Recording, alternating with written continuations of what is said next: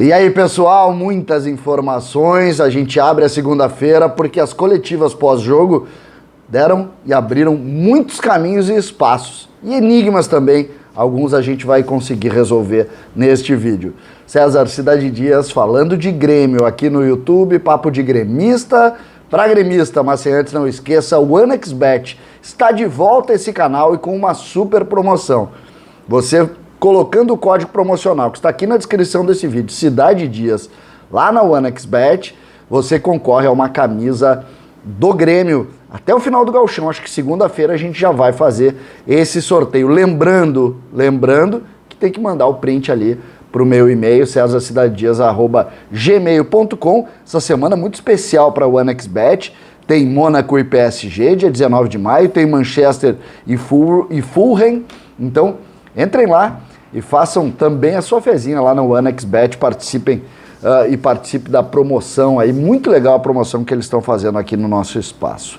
Marcos Herrmann, vice-presidente de futebol do Grêmio, logo após o Grenal, a vitória de virada, onde brilhou a estrela de Ricardinho. A gente contou isso no vídeo pós-jogo, a gente contou isso bastante lá na live, cantou o brilha, brilha, estrelinha, que esse menino merece muito que a gente aplauda.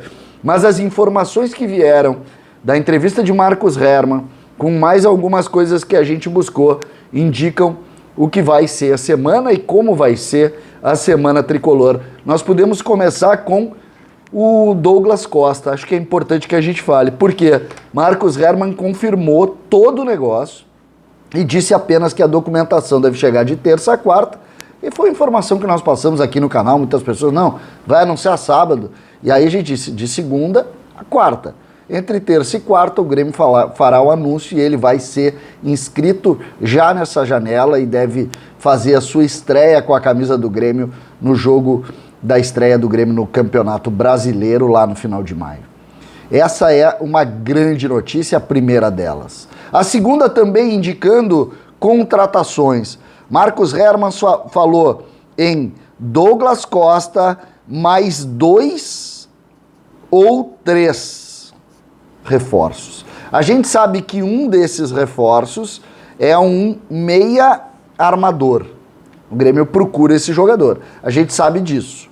Os outros, a gente imagina um outro volante e a gente imagina mais um homem na frente, para ser também uma opção ali para o Ferreira. Mas estamos atrás disso. Quando perguntado sobre as características de Thiago Santos, que o Grêmio ontem claramente sentiu a dificuldade. O Grêmio sentiu a dificuldade, sim, no jogo contra o Internacional, quando perdeu o Thiago Santos, porque não tem aquele jogador. Marcos Herrmann citou um volante da base com as mesmas características.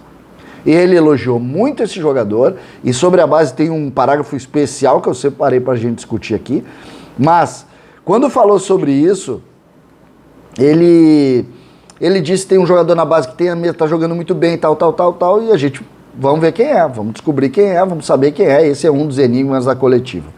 O volante é Sarará,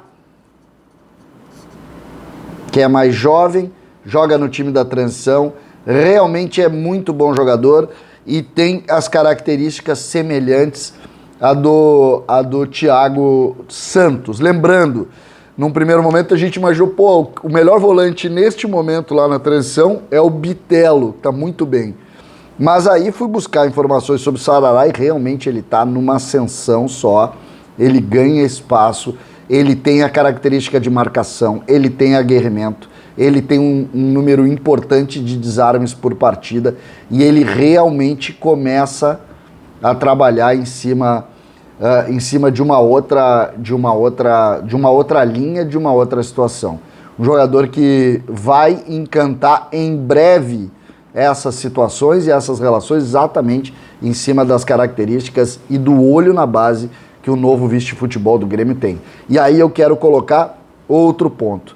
Ele salientou ontem o número de jogadores da base no Grenal. O Grêmio terminou o Grenal com 8 jogadores da base. Só que nem por isso ele não ele não deixou, ele deixou claro ou tirou a ideia de que ele vai botar todas as fichas nas categorias de base. Categoria de base passou a ser a prioridade do Grêmio, mas o Grêmio vai dar suporte para que os meninos cresçam. Esses reforços que ele falou vêm de jogadores não tão jovens para exatamente dar o suporte. E ontem esse suporte foi definitivo e fundamental.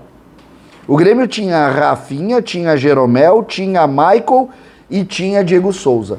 4 jogadores com perfil vencedor, 4 jogadores experientes, 4 jogadores que não baixaram nunca a crista, até nos momentos ruins do jogo. Até nos momentos ruins. E em cima disso, convenhamos, é muito importante que a gente valorize esses jogadores, a gente que foi durante muito tempo crítico dos cascudos, quando todos eram cascudos, e alguns cascudos nem tão bons assim. O Grêmio jogava, por exemplo, com Paulo Miranda e David Braz na defesa. Rua jogou ontem com o Jeromel. Isso é o que a gente quer. Aí lá na frente jogavam jogadores muitas vezes sem necessidade. Ontem jogou Ferreira. Será que não jogaria o Everton em outras situações? E esses são pontos que claramente o Grêmio define como importantes, entendeu? Como importantes. O Grêmio tem ainda sobre os reforços, esse modelo de jogador, o Grêmio tem um prazo relativamente curto e precisa trabalhar, e obviamente vai trabalhar nisso, mas em cima dessa relação é preciso ponderar que o prazo é curto e a gente vai buscar isso. Sobre o jogo do Aragua, o Grêmio tem nessa semana o Aragua, o Grêmio pode, na verdade, se não der nenhuma tragédia, o Grêmio pode perder as 2 partidas, mas vamos imaginar que o Grêmio precisa matematicamente de 1 ponto para classificar. O Aragua é um adversário relativamente fraco, foi o jogo do 1-0, do 8-0 aqui. O que a gente pode ponderar? O Grêmio, e aí já é informação, vai sim com um time bem alternativo para lá, em princípio, muito mais para dar ritmo a jogadores que não estão atuando do que propriamente para diminuir a partida ou fazer algum tipo de preservação. Não tem nada disso. O que tem é o seguinte, o Grêmio sentiu ontem fisicamente, o Lucas Silva saiu machucado, o Michael saiu cansado, o Jeromel sentiu também. A gente precisa dar um pouco de ritmo para outros jogadores. E o Grêmio deve ir bem alternativo para lá, para fazer aí sim todo com um tanque cheio, que é o ponto final desse vídeo aqui, no Grenal, a definição disso. O Grêmio está muito focado no Grenal. E não só focado, como concentrado e entendendo os riscos que o jogo determina. O Grêmio não quer nenhuma sugestão de salto alto ou de algo definitivo nesse aspecto. O Grêmio trata o Grenal como se tivesse perdido ontem. Hoje pela manhã, bem cedo, troquei mensagens com alguns dirigentes e esse é o sentimento. Nada, é concentração total, não tem festa, não tem nada. E o Thiago disse que a primeira palavra foi essa. Nada se ganhou ontem à tarde no Beira-Rio. O Grêmio, em 2 episódios, a gente vai lembrar, em 2010 o Grêmio foi campeão gaúcho, depois de vencer por 2-0 no Beira-Rio, e perdeu por 1-0 no Olímpico. Em 2011, o Grêmio venceu 3-2 no Beira-Rio e perdeu o título nos pênaltis depois de perder 3-2 no Estádio Olímpico. Ou seja, nesses 2 episódios, uma nós perdemos o título, e na outra nós perdemos o jogo e quase também fomos para os pênaltis. Então, situações complexas, difíceis e que precisam ser tratadas. Em 2019, o Inter foi, depois de um empate no Beira-Rio, e levou o jogo para os pênaltis na Arena do Grêmio, empatando 0-0 também. Ou seja, são situações difíceis, situações que precisam de todo o respeito ao jogo, e o Grêmio entende e sabe o que está acontecendo. O foco é esse, o entendimento é esse, e a entrevista do Marcos Herrmann indica também o tamanho desse dirigente. O Grêmio precisava de um homem para desfocar um pouco de Romildo Bolzan, e Marcos Herrmann está fazendo isso de forma categórica. O Grêmio avança, evolui em cima exatamente dessas mensagens. A gente vai falar no próximo vídeo sobre o Thiago Nunes, o treinador, que também saiu muito vitorioso do que aconteceu na tarde de ontem no Beira-Rio. César Cidade Dias, falando de Grêmio aqui no YouTube.